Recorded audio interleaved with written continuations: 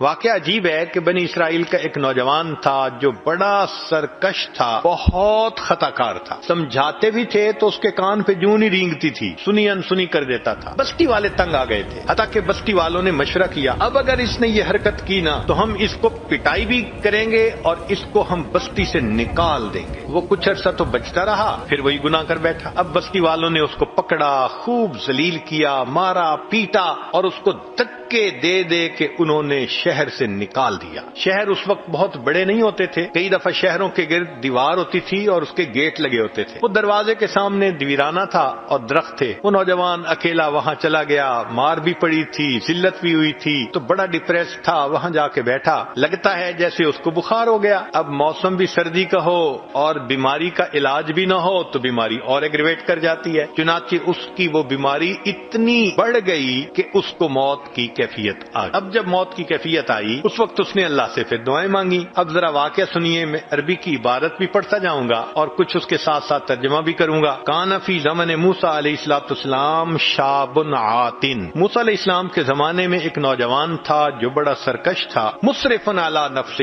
اپنی جان پہ بڑا ظلم کرتا تھا۔ فاخرجوہ من بینہم لسوء فعلہ، بنی اسرائیل والوں نے اس کی بدکاریوں کی وجہ سے اس کو بستی سے نکال دیا تھا۔ فحضرتہ الوفاۃ فی خربۃ علی باب البلد، بستی کے دروازے پر ویرانے میں اس کو موت آ گئی۔ فاوحی اللہ تعالی، جب اس کو موت آ گئی تو اللہ تعالیٰ نے موسیٰ علیہ السلام کی طرف وحی نازل فرمائی، اے میرے پیارے موسیٰ علیہ السلام، ان ولی من اولیائی حضرہ الموت، میرے اولیاء میں سے ایک ولی کو موت آ گئی ہے۔ فاحذرہ، آپ جائیے، وغسلہ، اور اس کو غسل دیجیے، وصلی علیہ، اور اس کا جنازہ پڑھیے، وقل لمن کثر عصیانہ یحضر جنازتہ لاغفر لہم، اور اعلان کر دیجیے کہ جس بندے کے گناہ بہت زیادہ ہوں وہ آ کر اس کا جنازہ پڑھ لے، جنازہ پڑھنے پر میں پڑھنے والے کے بھی گناہ کو معاف کر دوں گا۔ اللہ اکبر کبیرہ۔ اب جب موسیٰ علیہ السلام کو یہ وحی نازل ہوئی تو موسیٰ علیہ السلام نے تو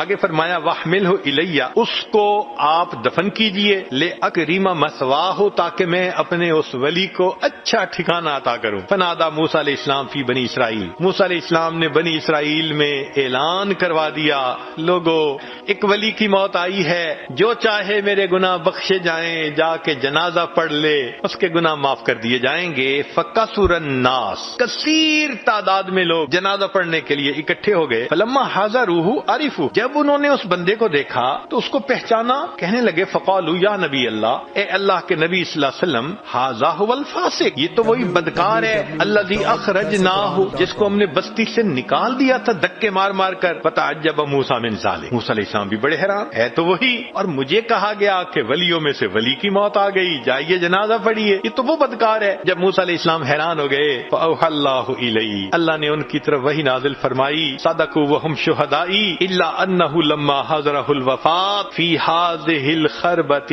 یہ لوگ ٹھیک کہہ رہے ہیں، یہ وہی بدکار انسان ہے۔ معاملہ یہ ہے کہ جب اس بدکار انسان کی موت آنے لگی،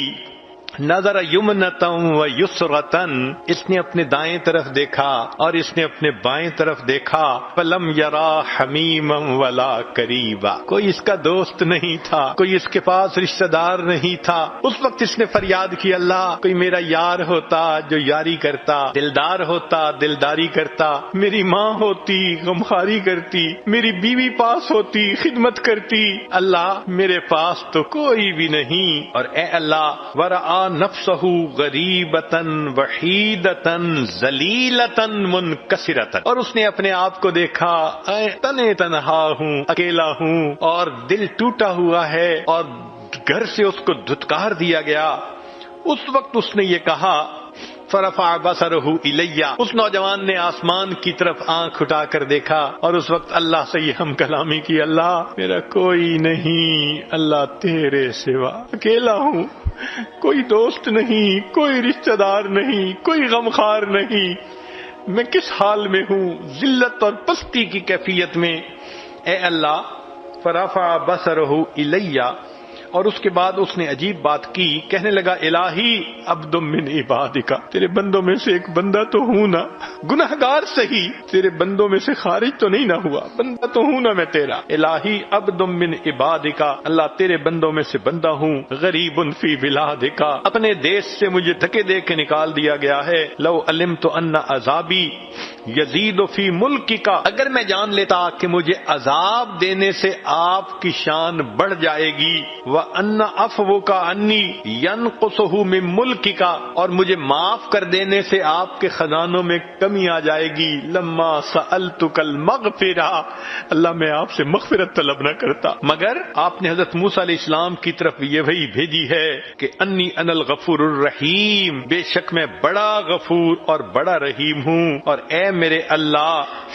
لیس لی ملجأ ولا رجاء الا الیک، میری کوئی جائے پناہ نہیں، کوئی میرا ہمدرد اور خیر خواہ نہیں سوائے آپ کے، اے اللہ آپ میرے اوپر مدد کر دیجئے، فلا تخیب رجائی، اللہ میری امید جو آپ کے ساتھ ہے اس کو ناکام نہ کیجئے، توڑیے نہیں، یا موسیٰ، اے موسیٰ علیہ السلام، افکان یحسن بی ان اردہ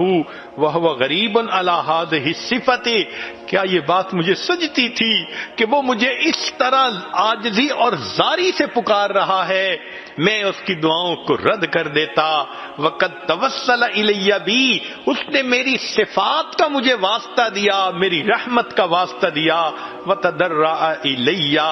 اور اس نے میرے سامنے کتنی آہ و زاری کی، وعزتی، مجھے اپنی عزت و جلال کی قسم، لو سألنی فی المذنبین من اہل الارض جمیعا،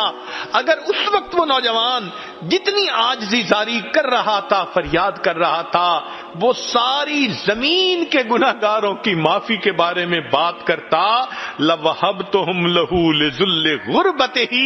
میں اس کی دعا کو قبول کر کے ساری دنیا کے گناہگاروں کو معاف کر دیتا۔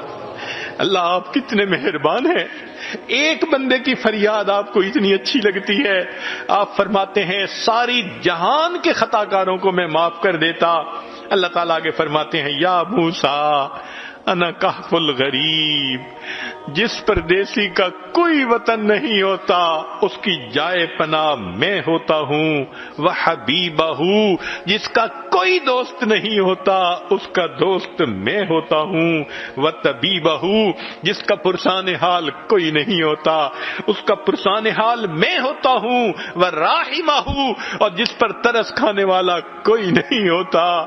اس پر ترس کھانے والا میں پروردگار ہوتا ہوں۔